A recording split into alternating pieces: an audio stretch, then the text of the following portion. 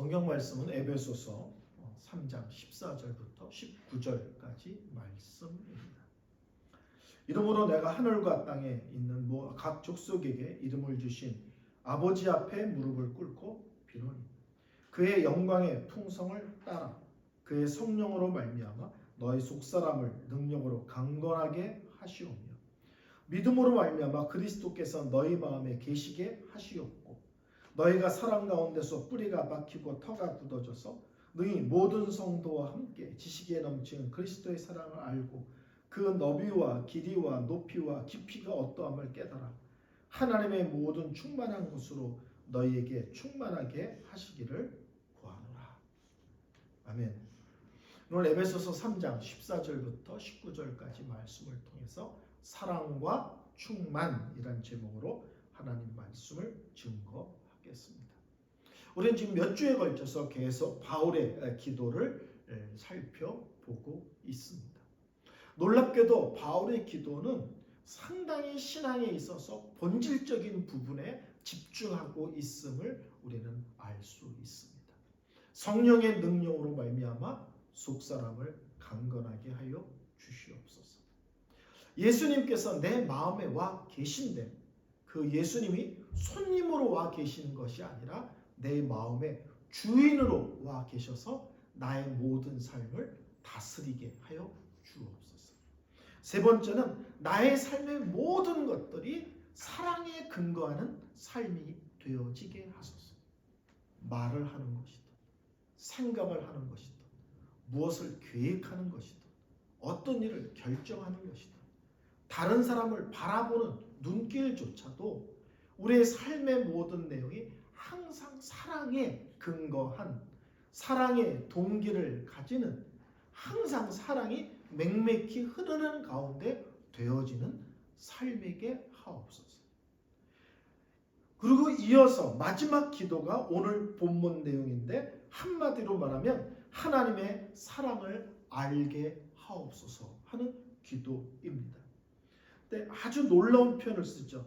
지식에 넘치는 하나님의 사랑을 알게 하여 주옵소서.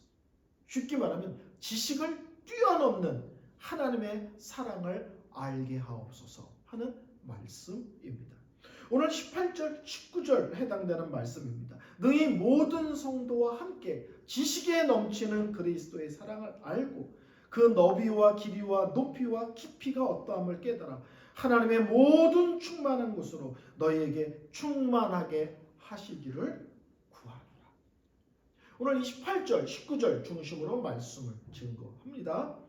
첫 번째 오늘 본문은 이렇게 얘기합니다. 지식을 뛰어넘는 하나님의 사랑을 알게 하여 주옵소서. 더 쉽게 말씀드릴게요. 우리는 사랑을 머리로만 알 수 있습니다. 젊은 청년들 중에서 한 번도 연애를 해보지 않고 연애 소설만 주관하고 있는 사람이 있어요. 연애와 관계에 연속곡만 쭉 보는 사람들이 있어요. 그리고 자기네들이 연애 박사인 줄 알아. 내가 연애에 대한 책을 얼마나 많이 읽었는데, 내가 연애에 대한 연속곡 영화를 얼마나 많이 알았는데, 근데 정작 사랑은 해본 적이 없어요. 사랑도 머리로만 알 수 있다는 거예요. 머리로만. 그렇지만 그것은 참 사랑이지 않다는 겁니다. 하나님의 사랑이 어떻습니까? 첫째, 둘째, 셋째, 넷째 이렇게 얘기할 수도 있지만 정작 그 사람이 자기의 삶 전체를 통하여 하나님의 사랑을 맛보고 누리고 체험한 부분에 있어서는 전혀 무지한 사람일 수도 있다는 거예요. 그래서 바울은 우리에게 하나님의 사랑을 알 때 머리로만 알게 하지 마시고 하나님 우리의 삶의 모든 영역에서 하나님의 사랑을 맛보고 확인하고 누리고 그 안에 거함의 놀람을 제대로 아는 인생이 되게 하여 주옵소서. 이렇게 기도하는 것입니다. 여기서 조심해야 될 것은 하나님의 사랑을 받는 사람이 되자 이거 아닙니다. 하나님의 사랑을 받는 사람이 되자가 아니라 이미 우리는 하나님의 자녀입니다. 이미 우리는 하나님의 사랑의 대상입니다. 그러니까 이미 우리는 사랑을 받고 있어요. 이미 우리는 사랑을 받고 있는데 그 하나님의 사랑이 얼마나 놀랍고 복된지를 날마다의 삶 속에서 누리게 하소서, 맛보게 하소서, 그 안에 사는 그 복을 누리게 하여 주옵소서, 이런 것입니다. 근데 우선 조금 더 나가면 과거에도 하나님의 사랑을 누리고 오늘도 하나님의 사랑을 누리지만 앞으로의 삶 속에서도 더 놀랍고도 풍성한 하나님의 사랑을 누리는 것이 우리들의 삶이라는 사실을 알게 하소서, 알면서 살게 하여 주옵소서. 여러분, 하나님의 사랑을 받으려고 애를 쓰는 사람들이 있어요. 그냥 안타깝습니다. 하나님의 사랑을 받으려고 애를 써서 받아지는 게 아니고요. 이미 우리는 그리스도 안에서 사랑을 받는 자로 이미 부르심을 받았고 사랑을 받고 있는 거예요. 우리 집에 애가 있는데 아빠 사랑을 받으려고 몸부림을 쳐. 그럼 제가 대견하다 그럴까요? 안쓰럽다 그럴까요? 그런 거 안 해도 괜찮아. 그래도 넌 내 새끼야. 예? 사랑을 받으려고 애를 쓸 필요가 없어요. 이미 사랑을 받고 있습니다. 넘치도. 그렇죠?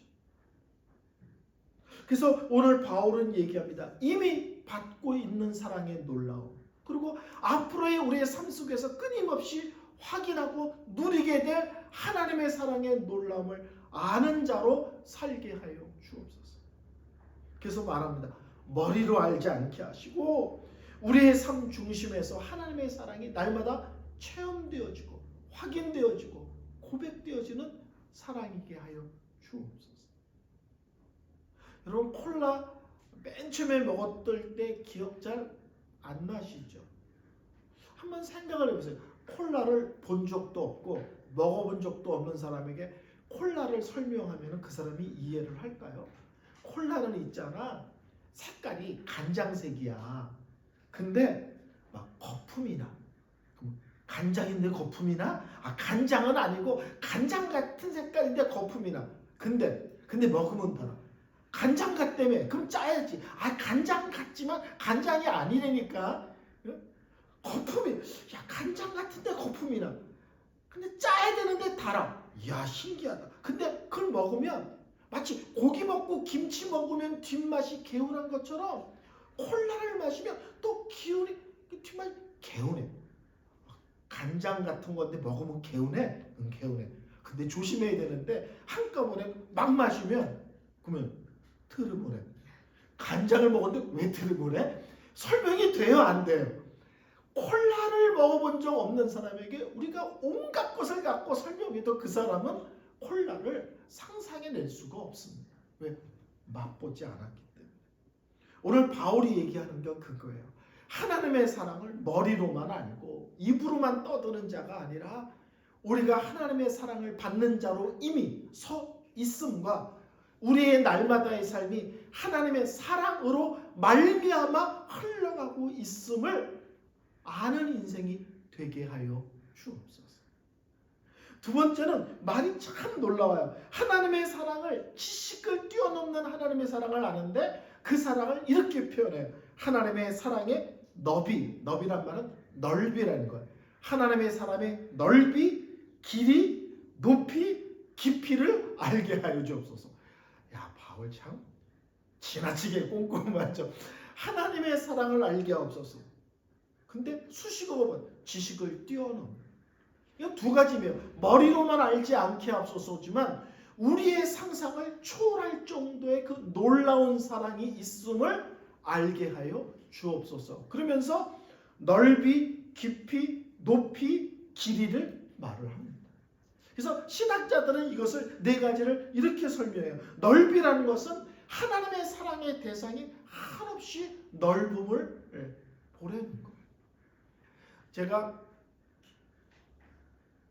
한국 나이로 31살 때인가 중국에 선교사 훈련 받는 과정에 태국에 선교 여행을 갔어요.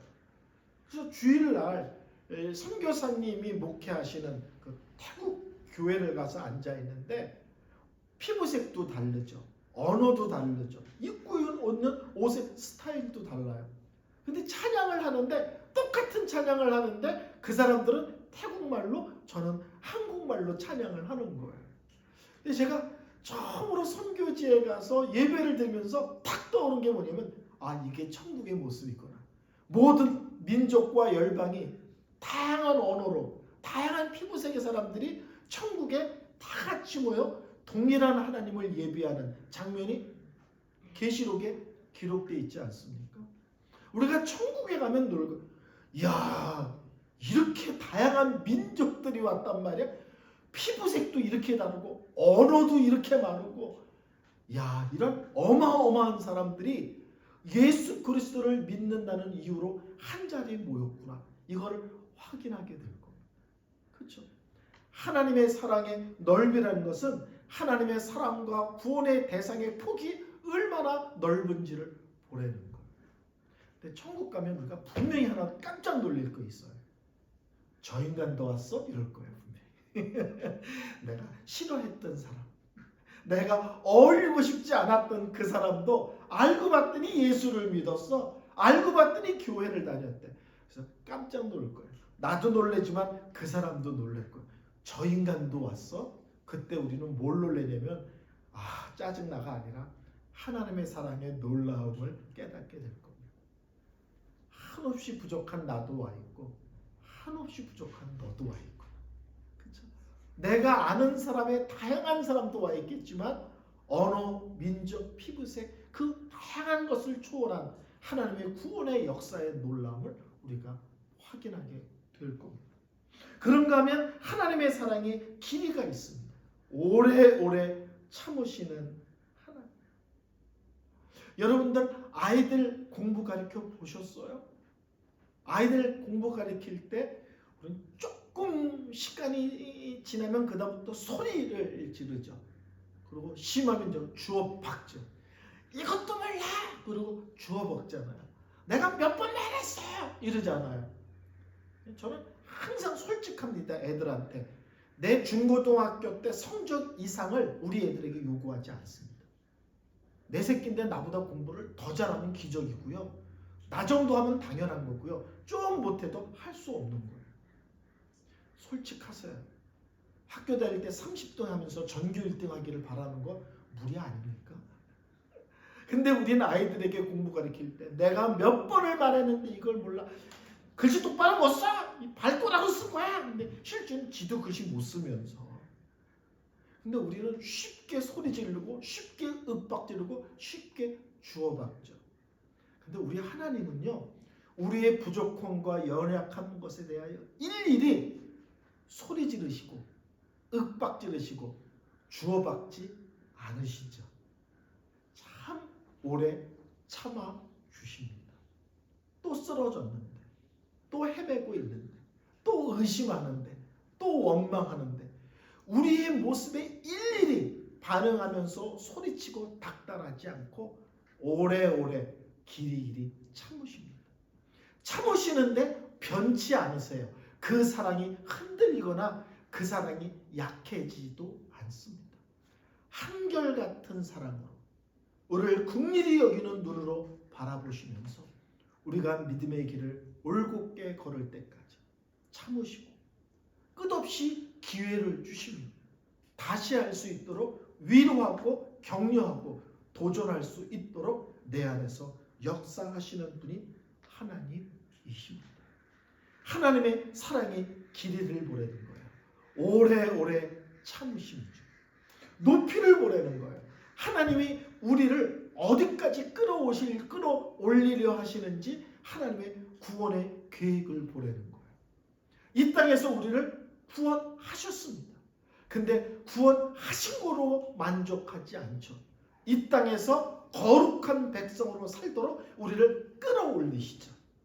그리고 그것으로 만족하지 않고 마지막 날 우리를 영화스러운 몸으로, 영광스러운 몸으로 변화시켜 영원히 하나님과 함께 할 수 있도록 우리를 더 높은 것으로, 그렇죠? 신령한 단계로 끌어올리시죠. 그런 의미에서 우리를 향한 하나님의 구원의 역사에 높이의 놀라움이 또 있다는 거예요. 그런가 하면 하나님의 사랑에 깊이가 있다는 거예요. 피조물을 구원하시겠대. 근데 그 피조물인데 어떤 피조물이야? 죄 속에 빠져있는 피조물. 하나님 앞에 원수인 피조물. 근데 그런 존재들을 구원하기 위해서 하나님의 아들이 이 땅에 오신 것도 놀랍고, 나를 위해서 기꺼이 고난받으시며 피 흘리시고 돌아가신 것도 놀랍고, 하나님의 사랑의 깊이의 놀라움을 보려는 거예요.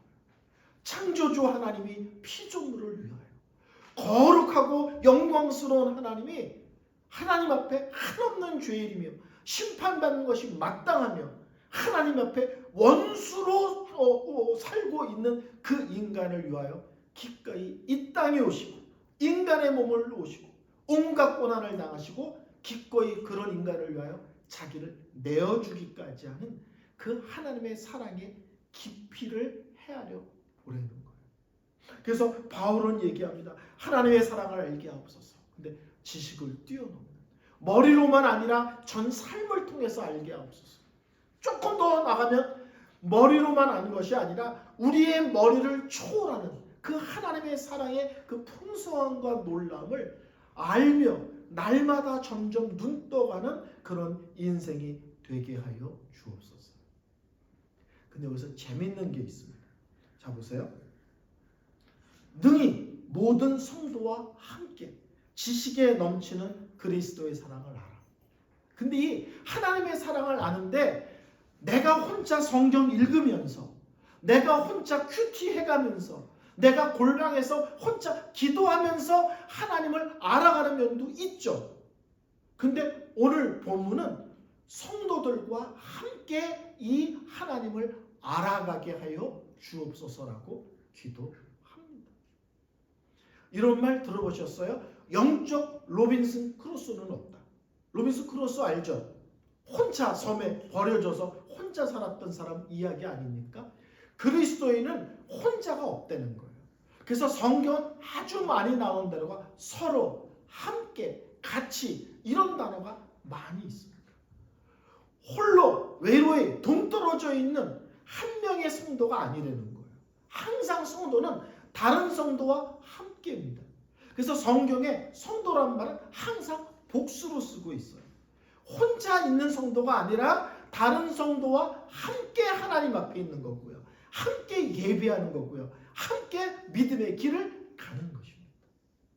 오늘도 하나님의 사랑을 기도할 때 알게 해 주옵소서. 성경을 읽고 묵상할 때 알게 하옵소서. 이렇게 말할 수도 있는데 바울은 성도들과 함께 이 놀라운 하나님의 사랑을 날마다 새롭고 더 깊이 있게 눈뜨게 하여 주옵소서입니다. 믿음이라는 공동체 안에서 다른 성도들과 함께 손잡고 함께 하나님을 알아가고 함께 하나님의 사랑을 배워가게 하여 주옵소서. 어느 교회를 다니느냐가 참 중요합니다. 무슨 말인지 아시죠? 여러분이 이 시간에 다른 교회를 다니고 있다면 오늘 그 교회에서는 에베소서 안 할 확률이 많죠. 에베소서를 해도 이번분으로 설교 안 할 확률이 많잖아요. 내가 이 교회를 다닌다는 것은 하나님이 오늘 이 에베소서 3장 18절 19절에 대한 말씀을 들어야 될 사람이 여기 있기 때문에 그 말씀을 하시는 거예요. 이 의미의 심오함을 아셔야 됩니다. 여러분이 인터넷을 통해서 다른 교회 설교 들을 수 있습니다. 근데 이 교회라는 것은 하나님께서 그 교회에 그 시점에 그것을 하시는 말씀이 있어요. 우리 교회는 지금 그냥 평범하게 흘러가죠. 큰 위기도 없고 큰 사건이 터지지도 않고 그냥 맹맥하게 흘러가죠. 그럼 가끔 성도들이 이래요. 설교를 이렇게 순서대로 에베소 1장 2장 순서대로 하면 교회 크고 작은 사건이 있을 때 바로바로 말씀으로 우리를 위로하거나 방향을 가르쳐주지 못하는 거 아닙니까? 아니요. 두 가지 문제가 있습니다. 첫째, 그렇게 설교하면 어느 날 목사가 성도를 향하여 공격한다고 들어요. 문제 생길 때 문제 생기는 본문을 찾아내서 설교를 하면 하나님 말씀으로 공동체를 모아간다기보다는 생각에 다른 사람을 밀어내거나 공격하는 것처럼 들릴 확률이 많습니다. 근데요, 순서대로 설교를 하잖아요. 근데 놀라운 것은 문제가 생기면 놀랍게도 본문이 그 다음 주에 딱 그 문제에 걸려 있습니다. 그럴 때 성도들이 목사가 인위적으로 말씀을 갖고 장난난다라고 생각하지 않고 하나님 두렵구나, 하나님 말씀은 분명하다고 고백하게 됩니다. 제가 이민 목회 처음 할 때 저희 교회를 거짓말로 교회를 아주 어지럽히는 분이 계셨습니다. 그래서 그분의 심각한 거짓말이 그 주간에 드러났는데 주일날 본문이 거짓말인 거예요. 수요일날 왔는데 그때 요한복음인가 했는데 수요일날도 순서대로 하는데 본문이 거짓말인 거예요. 토요일날 시편을 하는데 시편도 거짓말인 거예요. 성도들이요, 얼마나 하나님의 말씀에 두려움에 휩싸이는지 몰라요. 그리고 거짓말로 교회를 어집혔던 그 사람은 처음에는 근데 두 번, 세 번 본문이 똑같이 모든 성경이 거짓말을 다루는 것에 직면하니까 나중에는 얼굴이 노래져가지고 예배 시간에 고개를 들지도 못해요. 참 놀랍죠. 하나님은 어떤 공동체에 어떤 말씀을 주시고 어떤 은혜를 주시고 특별히 그 공동체가 어떤 부분에 헌신하게 하시고 어떤 부분에 열심 내게 하시고 이런 내용들이 있습니다. 그러니까 나는 이 동네 아무 교회 다녀요. 아니에요. 아무 교회로 다니는 게 아니에요. 어떤 교회에 소속하면 그 교회 주시는 말씀이 있고 그 교회 주시는 은혜가 있고 그 교회를 통해서 받는 훈련이 있고 그 교회를 통해서 하나님께서 헌신하며 충성하게 하는 내용을 갖고 있는 거예요. 그러니까 오늘 성경에서 하나님의 사랑을 아는데 이 사랑의 교회 안에서 하나님의 사랑을 배워가며 체험하는 것과 또 우리가 나중에 멀리 이사가서 다른 교회에서 다니면서 그 속에서 하나님을 알고 체험하는 것은 또 다를 거예요. 왜요? 공동체에 따라서 주시는 은혜와 방향성이 있기 때문에 그렇습니다. 오늘은 우리는 하나님의 사랑의 교회라는 공동체 안에서 하나님을 알아가고 이 공동체 안에서 함께 믿음의 길을 걸어가면서 하나님의 사랑에 날마다 눈뜨고 그 깊이와 폭을 더해가기를 실제로는 원하시는 것입니다.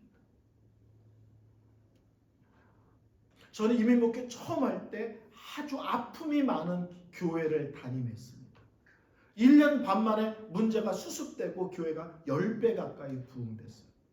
그러니까는 성도의 90%는 이전에 이 교회가 어떤 아픔이 있었는지 그리고 그 아픔이 어떻게 수습되어졌는지에 대한 내용을 전혀 모르고 있습니다.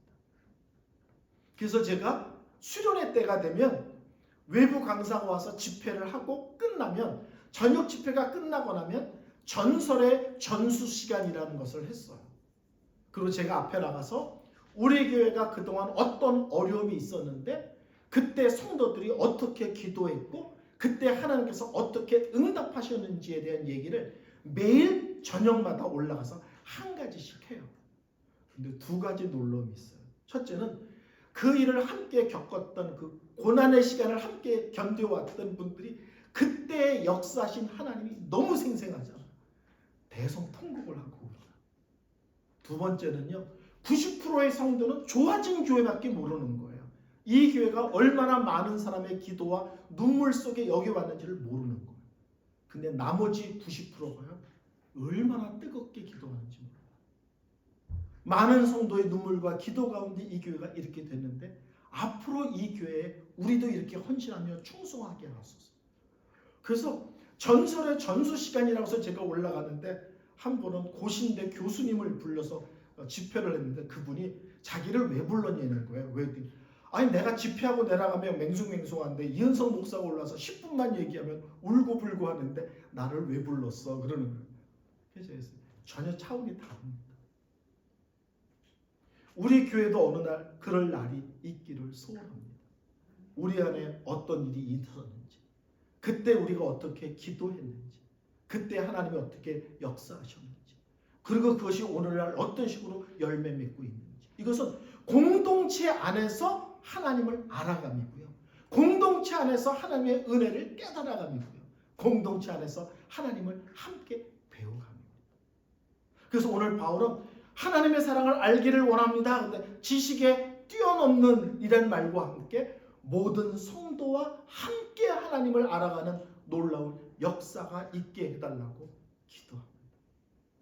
저는 우리 교회 성도가 그런 교회였으면 좋겠어요. 함께 하나님을 알아가, 함께 하나님의 은혜를 배워가, 하나님의 사랑을 함께 조금씩 더 눈떠가, 이러는 놀라운 역사가 있는 교회가 되어지기를 소원합니다. 마지막으로 오늘 아주 우리가 쉽게 접근하기 어려운 표현이 있어요. 하나님의 모든 충만하신 것으로 너희에게 충만하시기를 구하노라. 이 충만이라는 단어는요, 여러분이 에베소서를 반복적으로 읽어보세요. 충만이라는 단어가 에베소서에 참 많이 나오는 것을 알 수 있습니다. 이 하나님의 충만이라는 말은 다른 말로 하면 그리스도의 장성한 분량까지 자라나라는 말의 또 다른 표현입니다. 하나님의 충만한 것으로 충만하기를 원합니다. 바울은 이것을 다른 곳에서는 그리스도의 장성한 분량까지 자라가라 라고 이야기를 하고 있습니다. 자, 이 설교의 흐름을 보세요.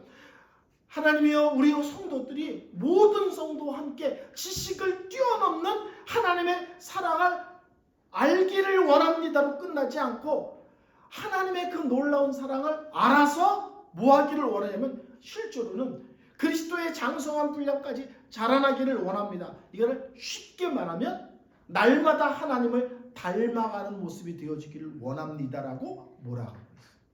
그러니까 하나님의 사랑을 너무 받았어. 하나님의 은혜를 너무 많이 받았어. 하나님의 역사심의 놀라움을 너무 깊이 체험했어. 그래서 뭘? 성경은 거기서로 끝나지 않고 그것으로 말미암아 우리가 하나님을 닮아가는 부분에 있어서 계속된 은혜의 진보가 있기를 구하고 있는 거예요.